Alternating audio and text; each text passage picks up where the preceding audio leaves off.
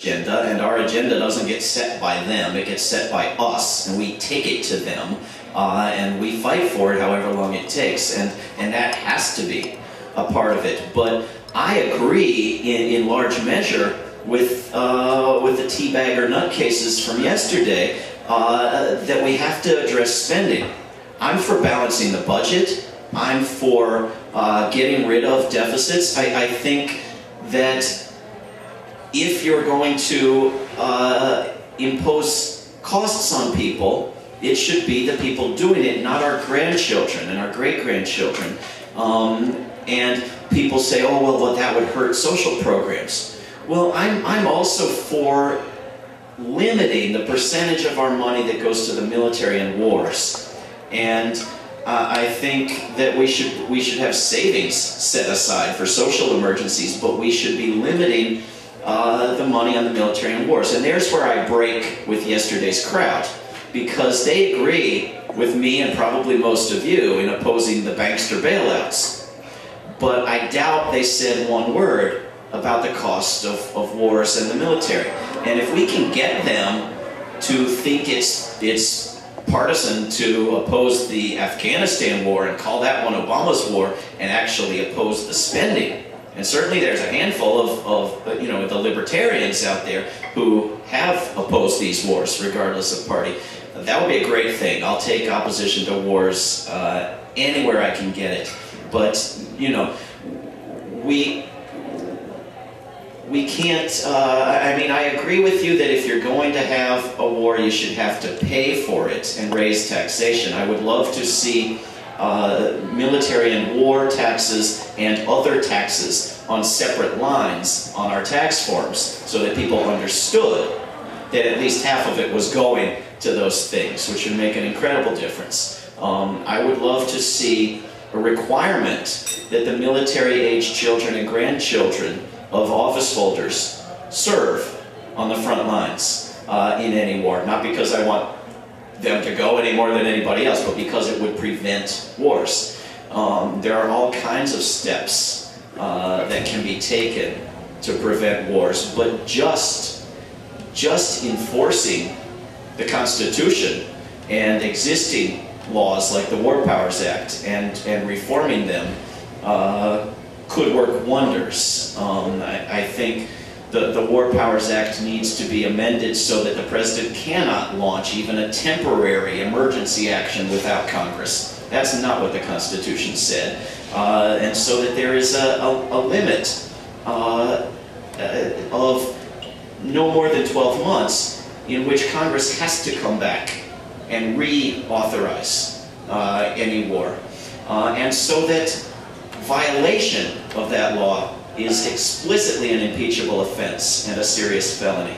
I think we should make war profiteering by high office holders who take us into war a serious felony with at least 10 years in prison and no statute of limitations. So there are all kinds of steps we need to take, and taxation is one tool that yes, should be used for social good. Right now it's often used the other way around. Yes, yeah, every once in a while I have a fantasy that The Hague is going to start looking into the Bush-Cheney war crimes. And I know Spain is already, begun looking at the U.S. judges in their Could you speak up just a little bit, please? I'm sorry, the mic's too close. Every once in a while I have a fantasy that the Hague is going to start looking into the Bush-Cheney war crimes. We know that in Spain the courts have already started looking, but is there any glimmer, is there any peak of concerted activity in Europe or within the World Court looking into this situation? Well, in Europe it's absolutely mainstream that Bush and Cheney should be in prison. It's not a radical or minority or untalked about position. It's absolutely understood. And it's helpful that in England there are investigations and court cases moving forward against British for their complicity in our crimes and wars. What Spain is doing is incredibly important, and they are not going after Bush and Cheney yet, but they clearly want to take a first step of going after the second-tier officials and then move up from there. clearly, if there were a proper prosecution here, just of the lowest bad apples, as proposed, but without the bar on prosecuting higher-ups, it would inevitably move up, up, up, and include Bush and Cheney, because these people are going to talk about each other. I mean, we already have John Yoo and Dick Cheney and Doug Feith, you know, pointing to Bush. We have Doug Feith in response to what's happening in Spain, saying, well, this doesn't make any sense to go after the lawyers who wrote legal memos at the request of the higher-ups, the president and the vice president, but not go after them. That doesn't make any sense. You know, these people have no real loyalty to each other. They are perfectly willing to squeal on each other, and that's going to be very helpful. And Spain has the potential to make public lots more information as well in the process of doing this. Not that we need any more information. I mean, this has been a curse. I've been trying to fight for 5 or 6 years, this idea that we're waiting for more information when, you know, the vice president and the president are confessing to torture on television. You don't really need more information, but it helps, and it helps with court cases in various ways. The International Criminal Court can and has prosecuted people who are not members thereof. The fact that we are not a member of it doesn't mean it cannot hold us accountable. The International Criminal Court may, after this year, be able to prosecute the supreme crime of aggressive war, in which case there is no more blatant example than our own with Iraq and Afghanistan and Pakistan. So that is entirely possible. These things are not going to move swiftly, but they are moving forward, and civil cases are moving forward, and courts in this country have ruled that you and Ashcroft can be held accountable for their abuses by victims. This could help tremendously.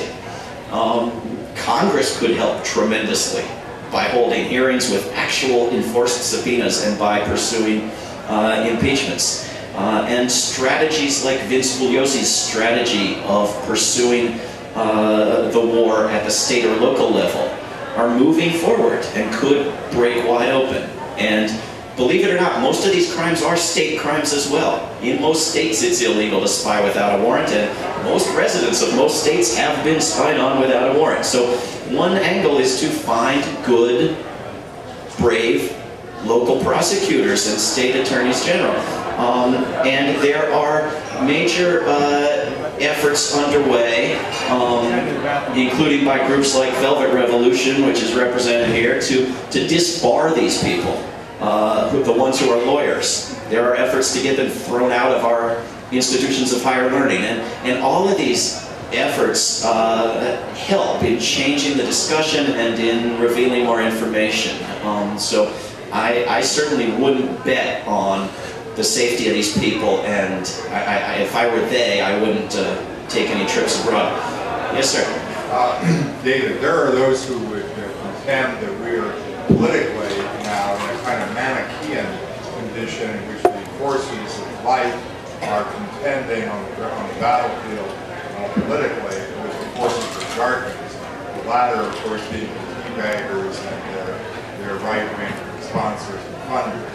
In terms of Obama, politically, you spoke about Afghanistan, and of course many of us are covered, to say the least, about his policy position on Afghanistan. But setting that aside for a moment, here's my question.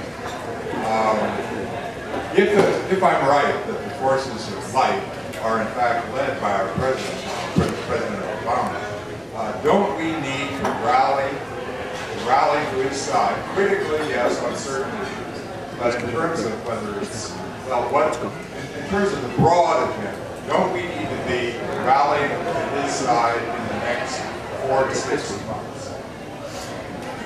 Not according to him. According to him, we need to get out there and make him do it. And he quotes Franklin Roosevelt when he says that. Now, maybe Roosevelt didn't mean it, maybe Obama doesn't mean it. Maybe we're supposed to secretly understand that as our savior and dear leader, we should be bowing down and defending him against any sort of criticism. But that is not a useful attitude in a representative republic. I would suggest that this fringe minority representing an opinion that has been effectively disempowered and completely voted out of power as the forces of darkness that should dominate half of our public discourse is to do them an incredible favor. And I know that the corporate media does them that favor all day long, every day. Doesn't mean we have to. Doesn't mean we have to take that crap seriously.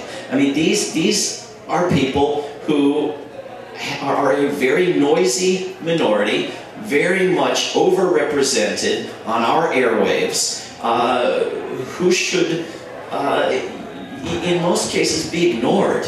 Not that we shouldn't talk with our neighbors, try to find out how they're thinking, tell them how we're thinking, if we can have civil discussions. But in terms of how Congress operates, I got 10,000 emails telling me that if I gave money to the Democrats and they got 60 senators, we would have peace, joy, and harmony. They got them! They got them! Now I have to contend with the forces of darkness who are still half the equation? No, I don't think so. I don't think so. And I have to self-censor because now, unlike the previous president who put Gates in charge of the largest military in the universe, we have a president who put Gates in charge. It's unlike the past president who continued this massive occupation of Iraq and Afghanistan and Pakistan. We have a new president who does the same thing. Unlike the previous guy who rewrote our laws with signing statements, we got a new guy who rewrites our laws with signing statements. Now, I have to self-censor because there's a different initial after his name? David, that's not what I said. You're misquoting. Oh, I'm sorry, go ahead. Misrepresenting completely what I asked. I'm glad to hear it. Other than that, I agree with you. Do you want to clarify if we have time? Yes, Please. Yes. If I... Okay. Well, okay, briefly. I'm not saying we deify him. I'm not saying that we deify him, but rather that we be critical supporters and find ways and means to rally effectively, because the, for lack of a better term, the forces of darkness, they are extremely well-funded, extremely visible, and you can't dismiss them. You said ignore them. That, I would contend tactically, is a huge blunder. We need to engage them tactically, but more importantly, strategically. Well, I agree up to a point. We need to engage them and criticize them and dismiss them, but we need to talk about them. But the way we talk about them is as a fringe minority that is completely out of touch and has been voted out of power, not as half a debate where common ground is going to be found at the midpoint between where they are, wherever the hell that is, and where somebody else in the center of things is, because that's how we move the agenda in their direction. They don't deserve that. By all means, reply to them, dismiss them, explain to them why they're wrong. I don't mean that you have to ignore them in that sense, but don't give them respect, don't give them power. Hi, my name is Dave Beanstag. I'm a veteran of the first Afghan war against the Soviets. I've talked with Dave before, you've met me. And I'm here to talk about one issue in particular. Just keep it limited to that. And that has to do with war crimes. If all of you who are here who have a pen and a piece of paper, take down the following words. Convoy of Death, Afghanistan. Go to YouTube. There are 6 parts of a BBC documentary that was blocked by the Bush administration from being aired on all of the networks. It was made in 2002. In the early days of the Afghan invasion, some 2,000 to 3,000 prisoners of war were murdered by the CIA and CIA paramilitaries. We're not really sure. But the evidence of it is very, very strong. And Dave and I talked about this once before. I mean, all this stuff about torture is bad. I'm not for that. I don't excuse it. I don't condone it. But in Nuremberg, we sent an SS commander to jail for exactly the same kind of crime. And no one wants to touch it with a 10-foot pole. The Obama administration, at the end of August, announced an investigation into it, handing the investigation to the intelligence community. I don't know if you see why that's ridiculous or not, but I would ask you, don't take my word for it. Just get on the internet, go to YouTube, and look up Convoy of Death, Afghanistan. And that's all I ask. Thank you. Well, as you know, I second the recommendation, and I second the implied point that I think is very important, that torture is the least of it. And even if we were prosecuting torture, as long as we continue aggressive wars, we will have torture. We won't eliminate it even by prosecuting it. And we have murdered on a massive scale. And when you pile thousands of people into trucks and close them and shoot holes in the trucks for air, killing people with the bullets, and the heat is leading people to lick and chew on each other to try to survive, and the screams and the blood and the dead bodies, and they're buried in the dirt, and we cover it up. And this is one war crime in the supreme crime of aggressive war, and one of our aggressive wars that are ongoing. Torture is the least of it. And I want torture prosecuted, and I wanted Al Capone got on tax fraud, and I want these guys got on anything. But this is bigger. Will you help? Well, I spoke with you at an event recently where you brought this up, and then I went and blogged about it all over the internet. That's what I do. I talk to other activists and I blog. If you can come up with some other way that I can help, let's talk about it after this event. But at some point before we're thrown out of here, I want to sign a book for anybody who wants one. So I leave it up to Pamela to... We're going to take 2 more questions. We have this lady and that gentleman there. Those are going to be our final questions, David, and then we're going to set you up to sign some books. I feel bad taking up a question. But I heard you talk a lot about parties and the idea of party structure and how to influence Congress. And as a young person, I feel like I'm kind of torn at this moment of my life about where I should be putting my energy. And meeting a lot of young people, and I kind of grew up with young Democrats in America and young college Democrats, but not really supporting their policies because I'm against war crimes, I'm against war, all the things we talked about.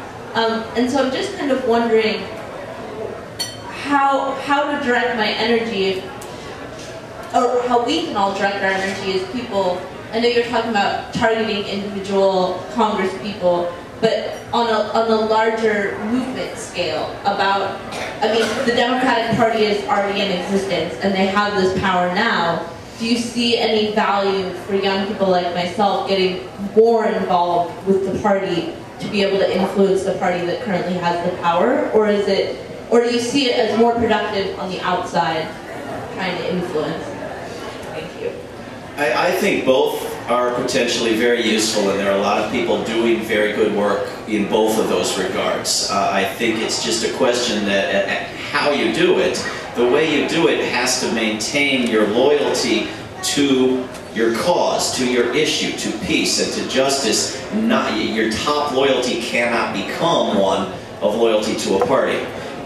So you can work within a party, but when a party leader is wrong, you have to be able to say that party leader is wrong, or you become too corrupted. And you know, the compromises have to be made, but using your judgment and using that basic guideline that you want to stay independent, you know, you can work inside or outside a party. I think you can talk to everybody in this room and you'll get at least a dozen advocates for the one best, most important issue to work on at the moment. And there'll be 12 different ones, and they'll all be good ones.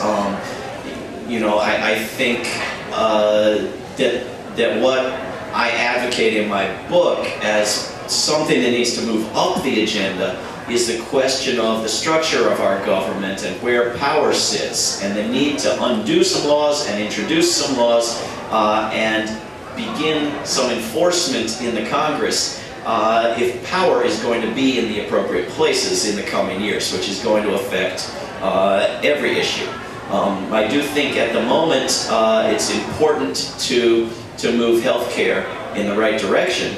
I think you should watch the public whip list at firedoglake.com, and that back in June, when we put up a hell of a fight to stop the war funding, and we lost. And we didn't thank anybody who stood by us, and we didn't spank anybody who betrayed their promises. We lost an opportunity. So it's going to be very, very important in the coming days to push single payer forward, to make single payer the demand in round 2, assuming there's going to be a round 2, but also to say to these progressives, if you made a promise on a public option, and it wasn't co-ops, and it wasn't triggers, and it wasn't on the first vote, but not the vote after conference, it was a real commitment, and you stick to it, we're going to thank you. We're going to fund you, we're going to work for you, we're going to praise you, but if you go back on your word, you are going to be very, very sorry.